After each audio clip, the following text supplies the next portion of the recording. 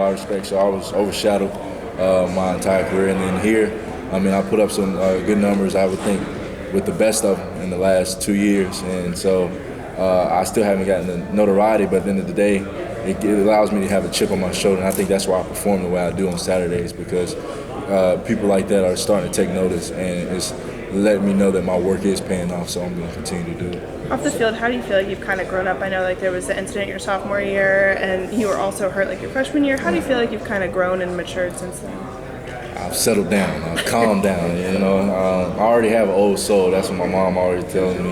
I chill with my grandpa more than my friends when I was growing up. So I have that in me, but it's really kicked in where I've learned to get myself out of situations that don't look so promising.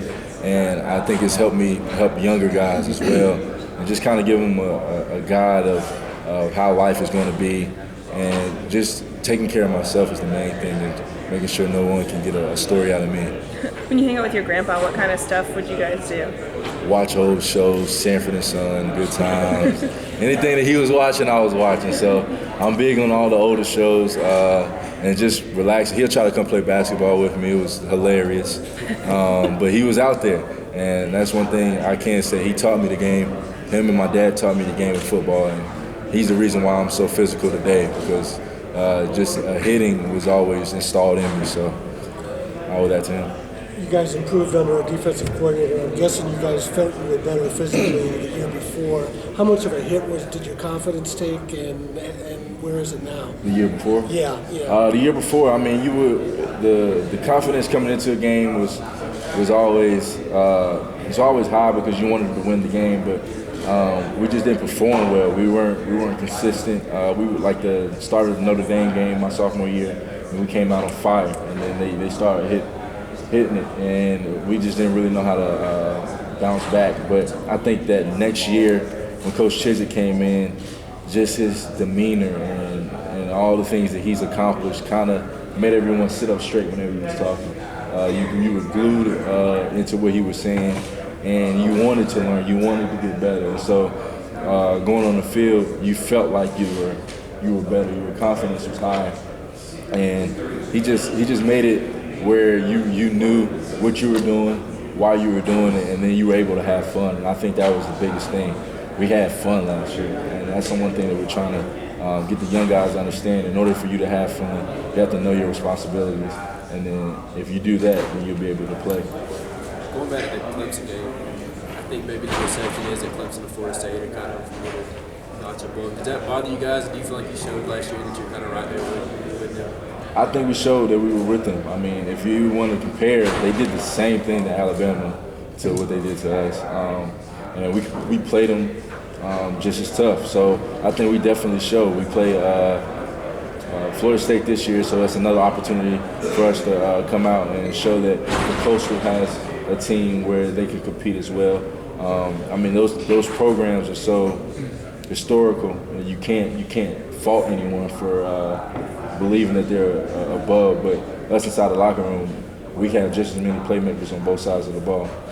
You got a strong wide receiver core, strong veteran defensive back core. How do you guys make each other better throughout the week when you're ready for Saturday? We all bring something different to the table. We have, like I said earlier, we have trees on the outside, Mac, Bug, and Joy Fialto. We have a lot of good, fast, big, strong receivers that you get to face every day. They can go up and get the ball. They're going to compete for the ball, strong hands. But then you got guys like Switz and Austin Crow who can get in and out of their cuts and out of their breaks. So you have to be real detail-oriented on who you're guarding. And when Saturday comes, you've seen every receiver you're going to see in the nation. So it allows you to be confident in what you're doing and play the way you want to play instead of reacting after them. At the same time, in practice you also have to go up against Elijah, and it's no joke that he likes to get hit and likes to hit people. Can you kind of speak to what going up against him in practices and what it's like to try to tackle him? I've actually known Elijah just briefly. I know Elijah since I was little.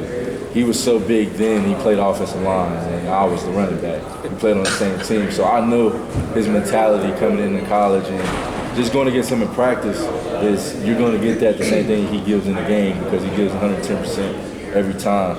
So when you're going against him, if you're going to go run and touch him and tag him, you got to bring something, because he's going to try to run you over, but it only helps for Saturdays because you're not going to see too many more backs. They're going to try to run through you. Most of them are trying to get in the way and score, but he wants to go through you. So it definitely helps with tackling and taking the right angles and being a better tackler on defense. What's the mentality of you and MJ and Donnie, that strong secondary during this season? It's a very top-notch group. What's y'all's mentality? They don't respect us. We don't feel like we get the right amount of respect that we deserve. I mean, Coach Chiswick always tells us that it's not a coach's game, it's a player's game.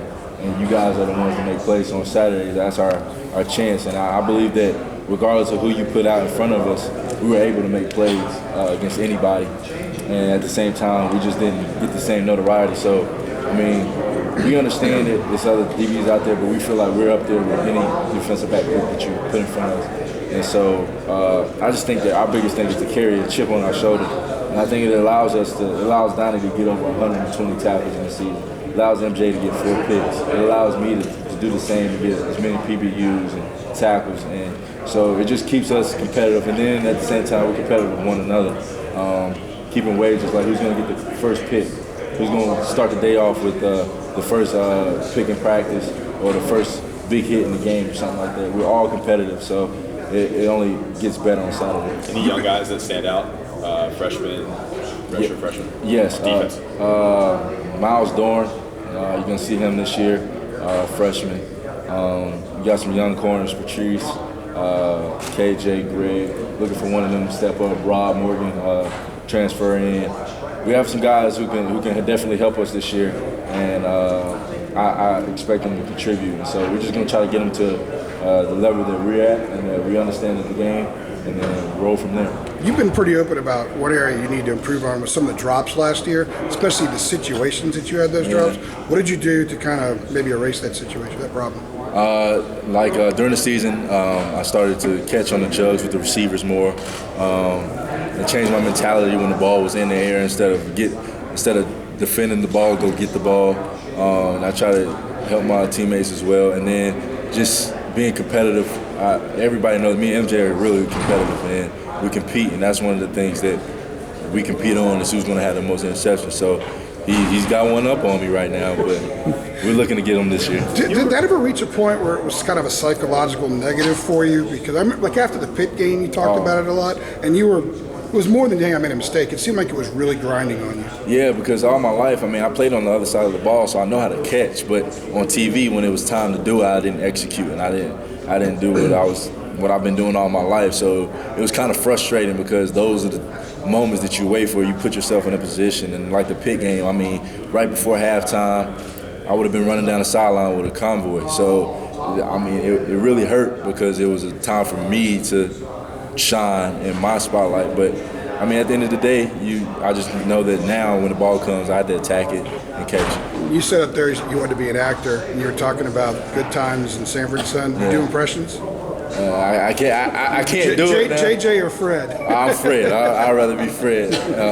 He was hilarious. Red Fox was one of the greatest comedians this world's seen. So, yeah, so I just respect the art of comedy, and I like joking around, and I like bringing light to the situation. So it really fit me. Des, your name was conspicuously absent from every preseason watch list. Do you kind of feel like that's motivation? You kind of feel slighted on that? And the other thing is, so is MJ and really Ryan too. Do you kind of feel like people still don't take Carolina seriously? I think since the years where they had so much talent and people expected so much more, they've kind of put the brunt of the expectations not being met on the guys now, instead of just respecting the skills and the talents that they put forth on Saturdays. But at the end of the day, I can't control that. The only thing I can control is on Saturdays. But I do feel like we have as many playmakers as all the other teams that had numerous players on the watch list.